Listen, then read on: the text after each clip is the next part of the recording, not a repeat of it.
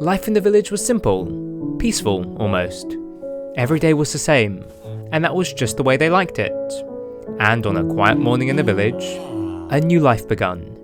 His name was Testificate Jr. the 7th, and from the moment that he was born, young Testificate Jr. the 7th had one simple goal: to do absolutely nothing. I exist.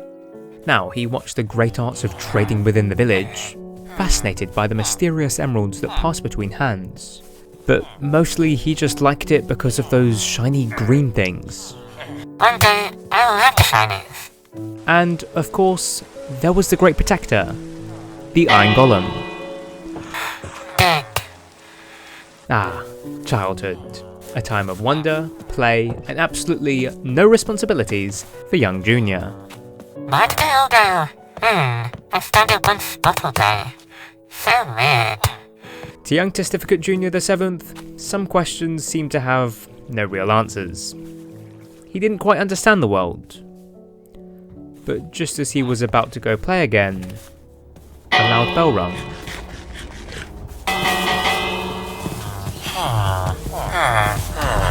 Testificate Jr. the 7th watched, confused. And then the Iron Golem suddenly stomped past him. It looked angry. Big guy, what's wrong? A deep, eerie groan echoes through the village. Over the hill, shadowy figures stumble forward. It was the zombies. The dead had arose. Oh, that's not good. Suddenly, a villager next to him gets attacked.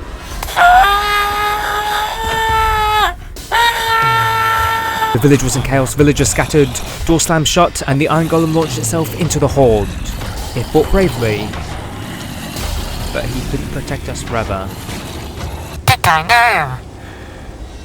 And just like that, the protector was gone. Testificate Jr. dove into a nearby house. I don't like this. I don't like this.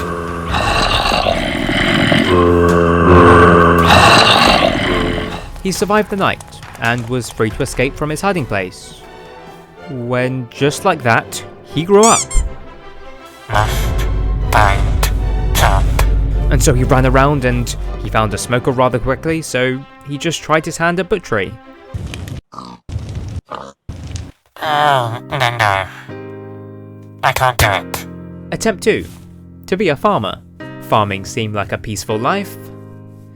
But then... No, bad shit, bad. he was not prepared for the horrors of agriculture. Attempt 3. Librarian. And so he decided to make reading his profession, and became a librarian. Yeah, this was the life for him. He could now read about the true meaning of life. It's the subscribe button, by the way, just in case you don't know. But just as he started feeling comfortable, he heard unfamiliar footsteps approaching. Who's this? The figure moved closer, walking casually towards the village. Testificate Jr. watched intently, unsure of what to make of him. Is he a villager? No. He sure doesn't look like one. The mysterious figure walked straight into the village, his eyes scanning the area, and without any greeting, he just began heading straight for the wheat fields. And he began to pull up the villagers' crops. Hey, what are you doing? Steve didn't answer, he just continued to harvest the wheat, placing it into his inventory. So Testificate Jr. ran up to him, trying to stop him. Wait, you can't just take that. That's our food. We planted it.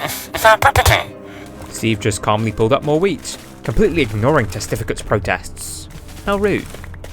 And he moved on with such an efficiency that it almost felt as if he's done this before.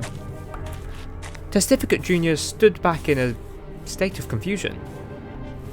Why is he doing this? Who is this guy? Steve finished taking all the wheat, and then he walked away without saying a word.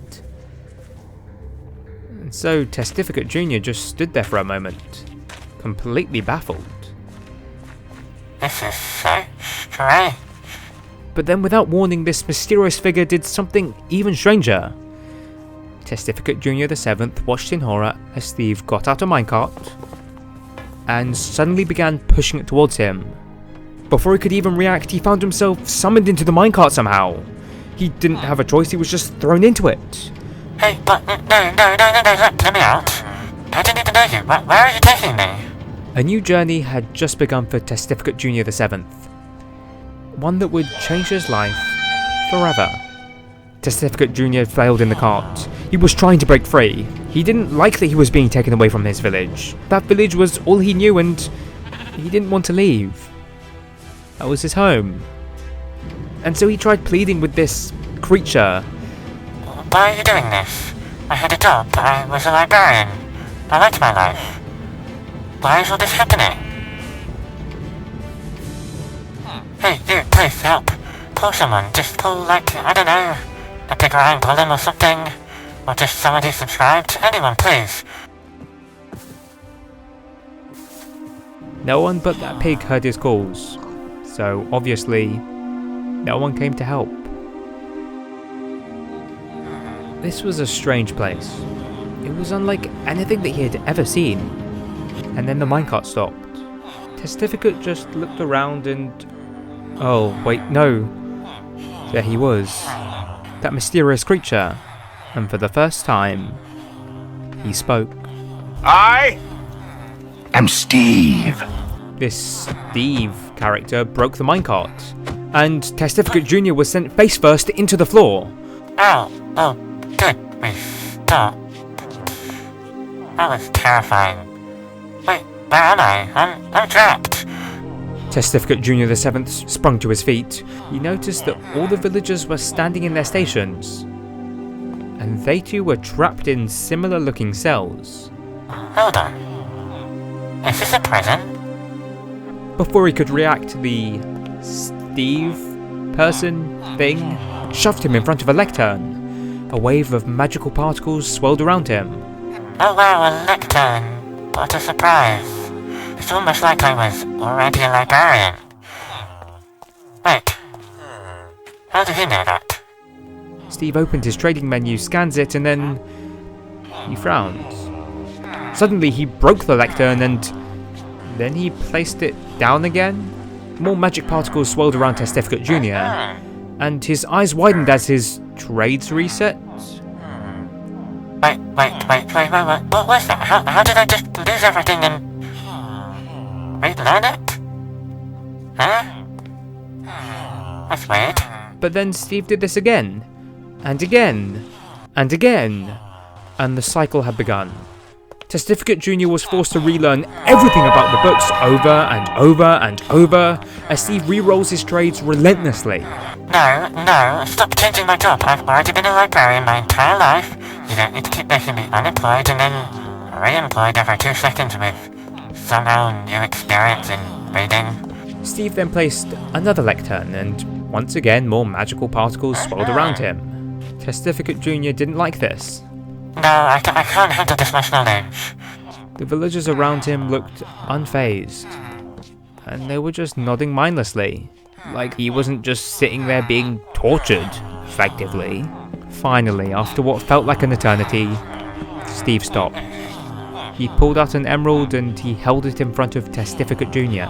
Everything went quiet. Testificate Jr. stared at the emerald, and for the first time in quite a while, his panic faded. He reached out slowly and took it. And then things didn't seem so bad. He nodded. You know, I accept this offer. This doesn't seem too bad. I like the shiny emeralds.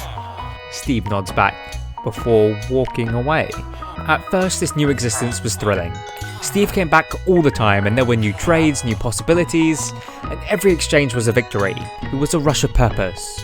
Emeralds glistened, and the trading hall felt like a place of endless potential. For the first time in ages, Testificate Jr. just felt important, and like someone actually cared. And he started to feel pretty rich.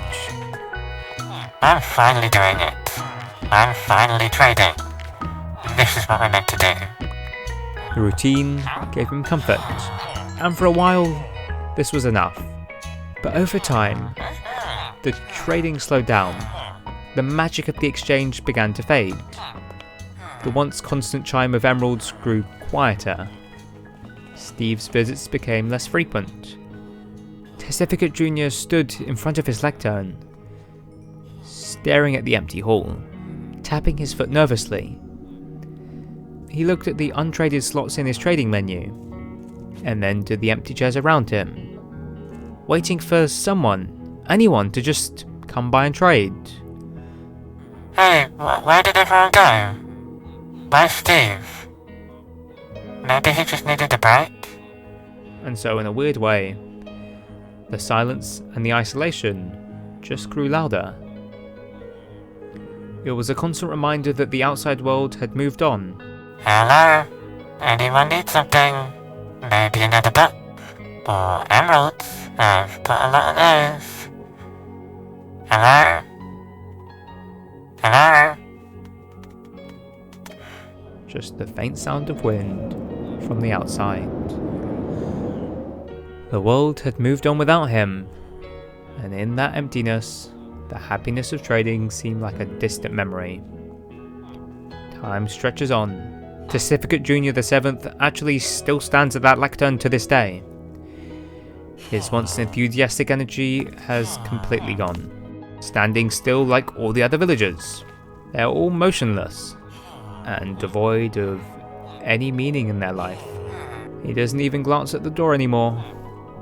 He knows that he's all alone.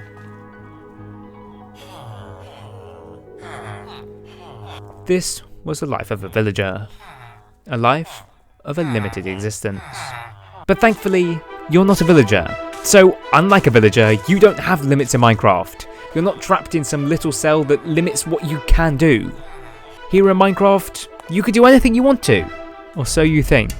Because I've just discovered the dark secret of Minecraft. Limits that you'll never be able to cross, no matter how hard you try here in Minecraft. Don't believe me? Watch this video.